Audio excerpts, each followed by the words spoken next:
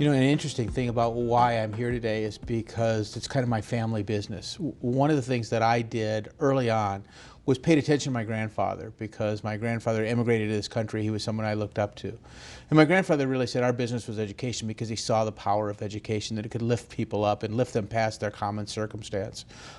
It really became the business of my family. I had two uncles who were principals. One went on to be a university president. Two of my mom's siblings were involved in education beyond her two brothers. So it's just always been something that was important to me. And then I was blessed to go to a school system where people saw a lot of potential in me and created an environment that I thought, you know, I want to be part of that when I get older. And so I went away to college. I thought I was going to be a lawyer. I went to political science pre-law at Drake University. But ultimately, you know, all that good upbringing kind of drugged me back to education is where I belong, and that's why I'm here today.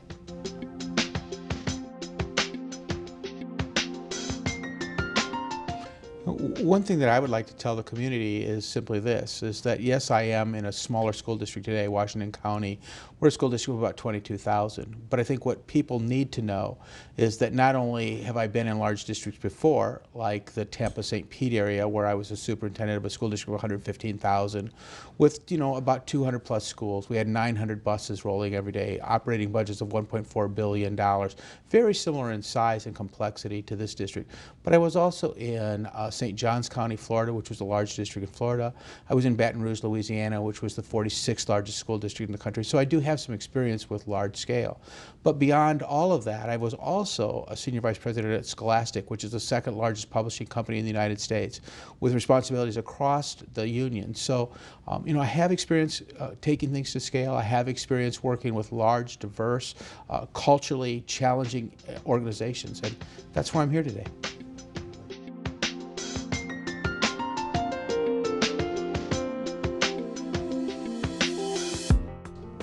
I think people should know that during the interview process, one of the things that was most important to this board was that they find somebody who shared their belief that economic diversity as well as cultural diversity were important.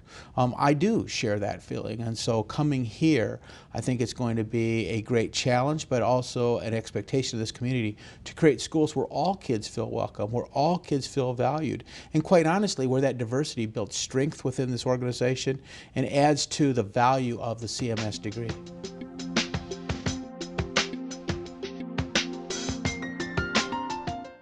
Recently, I read in the paper some things that spoke to, perhaps I'm a job jumper, that I'm somebody who's not for the long haul. And, you know, I think people should understand that there's a story behind those stories. I've never been asked to leave a district. I've never been asked to leave a job. But what I have done is made some personal decisions. And one decision I'd like to share with the community is this, is that when I left Scholastic, which arguably was a very profitable job to my family, and chose to go back to Washington County, some people said, there must have been something funny going on there. Well, here's what was funny. I did not get to see my daughter play any of her 9th grade soccer season. And as a dad, I thought, where's the most important place for me to be? It wasn't to be across the country on airplanes. It wasn't to be riding first class in an airplane because I got the upgrade. It was to be with my family, to be with my daughter and support her. I also had a son who was going to high school at the time, and it was his 3rd high school in 4 years. I think any family who can appreciate the challenges that put on my son, I thought it was important for me to be with my son. So that's why I made the choice to leave really what was arguably a much more profitable career, but get back to the family business, which is education. You know, I hope that my kids will consider a career in education, because I really think it is probably the most powerful and magical experience that anybody will have when they get to teach a young child and they get to see a child's eyes light up for the first time because they understand a new and exciting concept.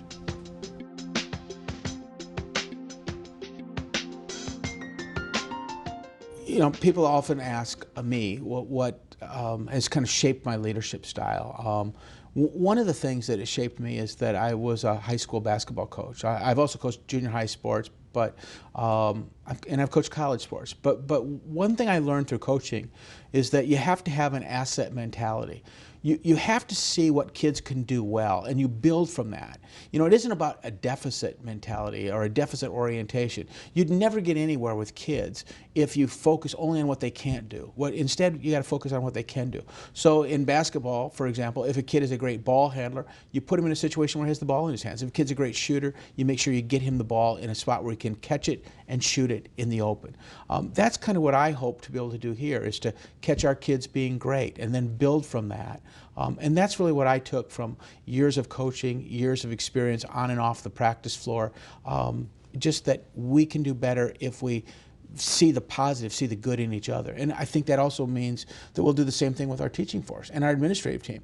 Not everybody's going to be great at everything, but everybody's good at something. And once we see that and recognize that and celebrate that, I think we're going to be a much better district.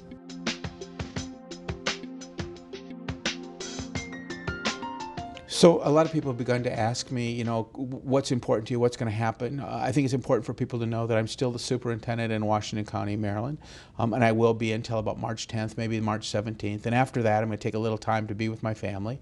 And then I'm going to start coming on a regular basis to Charlotte and getting to know people, getting to learn what their hopes and aspirations and desires are, so that I can begin to work with staff here in order to craft plans that will help to address those things. But I think it's really also important for the community to know the things that I value. And let me tell you some of those things. One of the things I value is literacy. I think that kids today have to be great readers. They have to be great consumers of printed text. They have to be brilliant in terms of their ability to express themselves verbally and in writing. I think, a big picture view of literacy is really what's important to our kids today in the 21st century. I've said several times in this community, and I hope it doesn't get misconstrued, that the new civil right is literacy, being able to read well. If you're going to be successful in the 21st century, you have to be able to read well, you have to be able to think carefully through what you've read, and then articulate a position. It's in no way said to minimize the struggle of the civil rights movement, but it is to say that in the 21st century, all of our kids, whether they're white, black, brown, whether they come from another country and are having trouble with our language, if they're not articulate readers, speakers, thinkers, viewers, they're going to have a hard time being successful. And so that's what I see the primary focus of my work being: help this district become better at making kids literate, sophisticated consumers.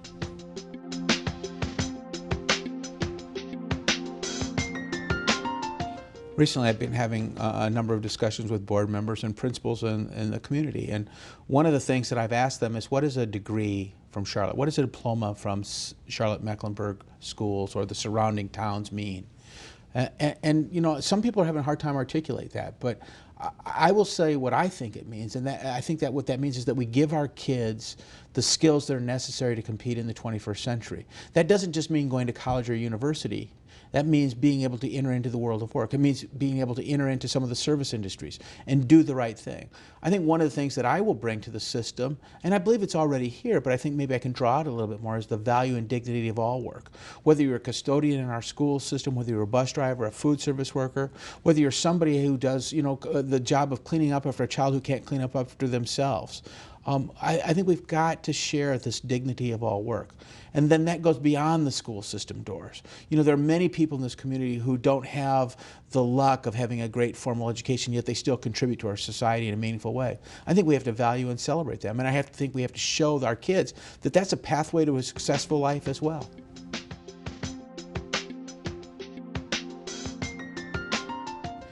I recently had the opportunity to visit several schools here in Charlotte-Mecklenburg on my first visit to town. And I met some great principals. And what it reminded me of is probably the most difficult job of all is being a great school level leader. Not only do you have the responsibility for hundreds, if not thousands of children, but you have the responsibility for managing the behaviors and the performance and the contribution of many adults. I just think that the principals are vital to our success in Charlotte-Mecklenburg. The good news for me as an incoming superintendent is, when I talk with Ann Clark, this current superintendent, about the strength of Charlotte-Mecklenburg schools, she consistently singles out the principals. She says that the principal corps is one of the finest groups of people that we're going to see. And I will tell you, the two principals that I saw today, if they're evidence of that, then we're in great shape going ahead, because those principals had it going on. They were respected by kids, they were respected by the teachers, they were respected by the community, and quite honestly, when you look at the performance of their schools, they're going in the right direction.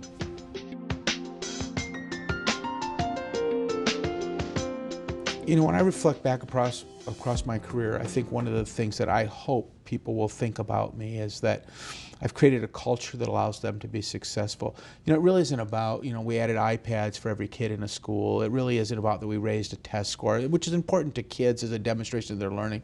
But I think it's creating a culture where people value being smart. And by that I don't mean the arrogant kind of smart, but being able to see a problem and find a solution to it.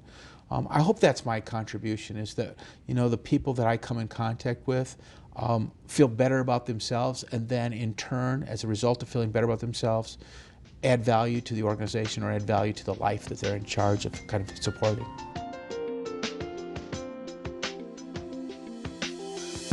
You know, one of the things that when people look at my career, they're probably going to point to is that technology has been a hallmark, the use of technology across the way. And I believe that technology is a force multiplier. But some people have come to say, well, wait a minute, you know, Clayton, is technology the end game? No, it isn't. The technology is only a tool that great teachers use. And I think here in Charlotte-Mecklenburg, we're going to find that right blend of using the technology to open windows, to open doors for young people using the technology, to take kids who haven't been to some of the places that are really provide that content background to extend their learning. I think we can use technology to do that. You know, the other day a teacher asked me, you know, do you think technology is going to replace a teacher? And I said, absolutely not. But what I do think is teachers who use technology will replace teachers who don't.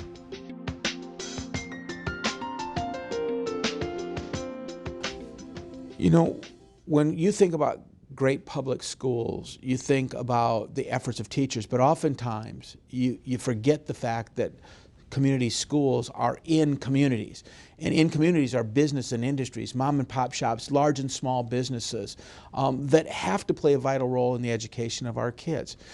Across my career, one of the things that I've been fortunate to do is to interact with great business leaders who saw the value of educated young people continuing to provide the service in the community that allowed them to thrive and to prosper. So I'm hopeful here that we can continue to build upon the engagement that's already going here. And perhaps equally importantly, I hope that we can have the parent volunteers, the community leaders who want to come into our schools and read to our kids, who want to serve lunch, who want to just do the right thing to kind of extend the legacy of a great school system. So again, I'm looking forward to building great business partnerships with big and small businesses. I'm looking forward to working with parents who want to help to make this community a great community and to make our public school system the schools of choice in Charlotte-Mecklenburg.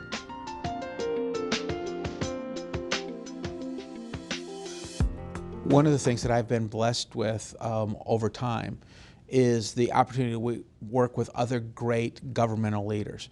Oftentimes those governmental leaders also become the funding source for the school system, either in part or in total. I think it's really important that we have a deep partnership. I think it's important that we respect each other as entities. You know, it's important for us to respect our funders, but I think it's also important for the funders to respect us as a vital tool in economic development. You know, oftentimes when businesses want to come to a community, the very first thing they look at is the school system, the public school system. Are we able to provide the opportunities for their employees to have their kids engaged? And quite honestly, when parents can come into a community and choose the public school as opposed to a tuition-based or fee-based system, it means more money in the pocket, which has kind of this kind of ever-increasing virtuous cycle. Now there's more money in the local economy. Now communities can do more together. So I hope that our business partners will see us as a partner, but more importantly, I hope our government partners will see us as an investment in their future and their well-being as well.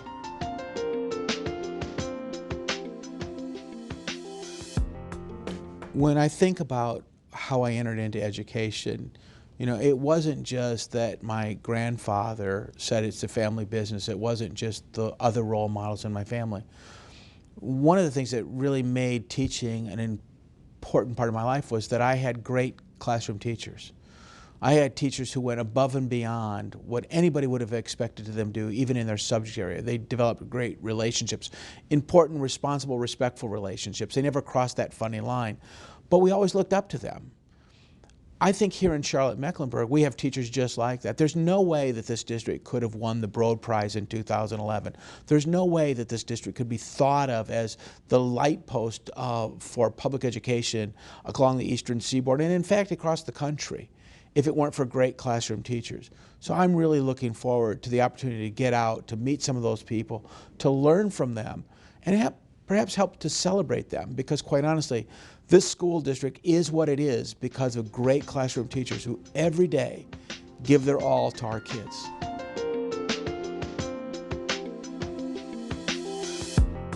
I have said over and over, both in my interview with the board and to some of the administrators here in CMS, that I have one constituency, and that's the kids, the students that go here. I care deeply and passionately about kids. I want them to understand that not only I care about them, but every employee in this school system, from the bus drivers to the food service workers to the security guards, to the teachers, to the administrators, to the deans of students, we all care about the students. But it's also a two-way street. We want those students to care about what they're learning. We want those students to understand that in the 21st century, if they don't have marketable skills and content knowledge, it's going to be a hard road for them. And that's one thing to say to a first or second grader who may not understand it. But to those high school students today, to those middle school students who really are beginning to see the end of their school years come, I want them to know that we're going to do everything within our power to make them capable of contributing in the 21st century. But I also want them to know we expect them to be fully engaged. We expect them to come ready to learn. We expect them to care. And we expect them to give voice to a future that's bright.